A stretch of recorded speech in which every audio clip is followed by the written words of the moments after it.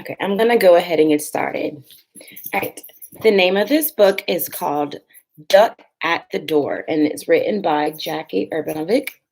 And I read this book for the first time last week. This is another book that Miss Gira shared with me, and I felt like you guys would enjoy this book also. Mila's in the background. Okay.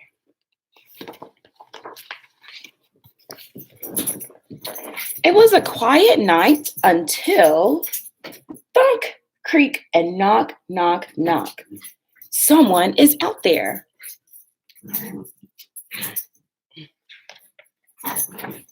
Let's go ask Irene. She always knows what to do.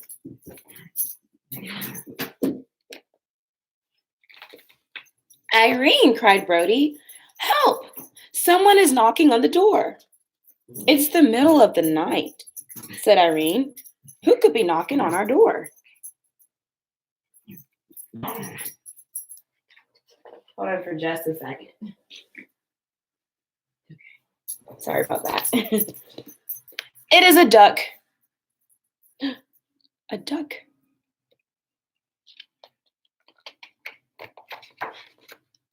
Irene brought the duck inside. My name is Max, he began. I was born in the spring and I love it. I stayed behind when my flock flew south because I thought I'd love winter too. But it turned out to be cold and very lonely. Max is the duck here on the chair. Winter isn't so bad when you have a warm home, said Irene. At first, Max had a lot to learn. Looks like he's trying to read, working a phone, and look at his drink. Oh boy. In January, he learned how to use the remote. He enjoyed Wild Kingdom and Worldwide Wrestling. In February, he discovered he had a flair for cooking. I mean, he really loved it. But look at all that mess he's making. By March, he made himself right at home. But by April, it was clear that Max had learned too much.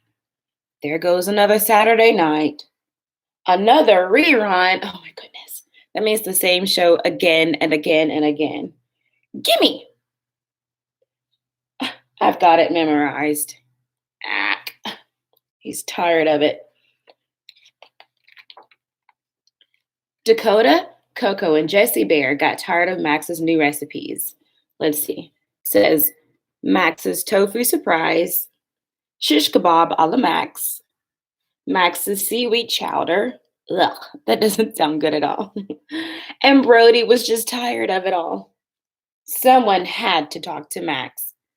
But who?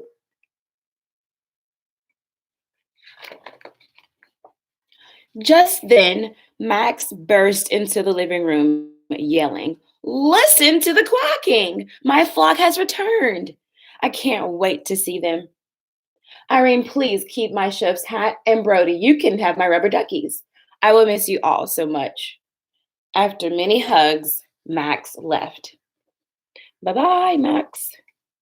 What can we do for fun? Seems like they're missing someone. And Brody didn't have to share his bed. I think he's pretty happy. He's content. Life was so quiet by October. Everyone was happy to hear the sound of quacking. When there was a knock at the door, everyone was hoping the same thing. I wonder who it could be. Look, they're all asking for someone. Can you see that? Max! Max! Max! Max! Max! Max! They're all asking for Max. What do you think's going to happen? I'm going to wait a couple of seconds before I show you the picture.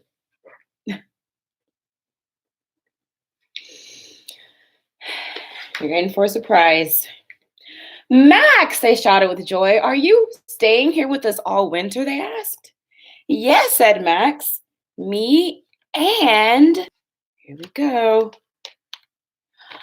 my flock. Everyone looked at Irene hoping she would say something. But do you think Irene said anything? That was the story of the duck at the door. Now, last Wednesday, I read a story, and at the end of the story, I said that I was going to let you guys vote and choose which book I'm going to read for Wednesday. And the book that there were two students that voted, and it was Avery and Addison. They chose, there was an old lady who swallowed a cow. So on Wednesday at noon, there will be a new video posted of me reading this story. And at the end of that story, there will be two more books that I'm going to let you vote and choose for, and that'll determine which book I read next. But in the meantime, there is another book that I read. Sorry. If You Had Animal Hair.